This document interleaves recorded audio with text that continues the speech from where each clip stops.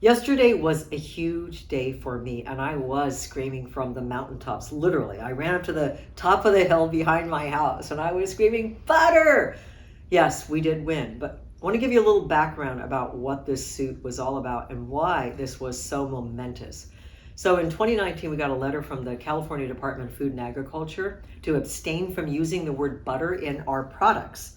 Um, in our European style cultured vegan butter, which is the product that we had on shelf at that time. Now, let me tell you that this single SKU is the leading SKU in the natural category in terms of all these natural food stores, etc. It outperforms any other plant-based butter. It's interesting that we got that letter from the state of California. They also told us we couldn't use terms like lactose-free. We couldn't say revolutionizing dairy with plants, which was something else that was on the packaging. And strangely enough, they told us that we had to remove pictures of cows and other livestock from our website because they were also property, they were misleading and they belonged to the dairy industry. I was well aware, at the time I was on the board of the Plant-Based Foods Association, and I was well aware that I didn't know who they were, but I was pretty certain of the number of other plant-based companies that had received similar letters telling them to refrain from using words like butter or cheese or cheddar, etc. And I thought it was rather sad that most of them just complied. They didn't want to go and fight the big battle.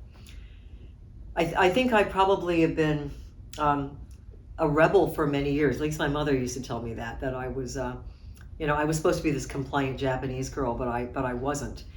And we decided in that moment to sue the state of California in violating our First Amendment rights. I want to thank Animal Legal Defense Fund and Amanda Howell, the elite attorney who helped us to this victory, fighting the big fight. Now, this fight wasn't just for us. As I mentioned before, many other companies had also gotten similar letters. We fought this not just for ourselves, but for this entire industry, because we are in the precipice of building a new food system that's based on sustainability and compassion for all animals.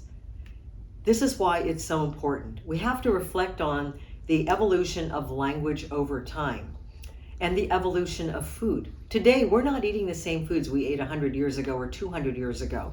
We're eating new foods, and every time a new food comes to the marketplace, we have to think about, what do we call this food? What is it substituting for? What are the occasions of use? How do we use it? Is this something that's completely novel, no one's ever seen before, and we have to relearn how to use it?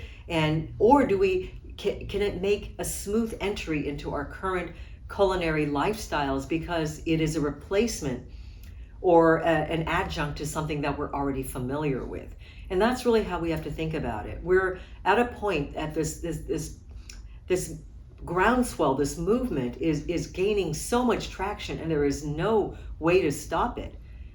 Everyone is saying, the world is saying, look, we can't continue to eat the way we've been eating. We can't continue with this intensive animal agriculture, exploiting the land, exploiting animals, exploiting humans. We cannot continue to do this because we are all doomed if we do that.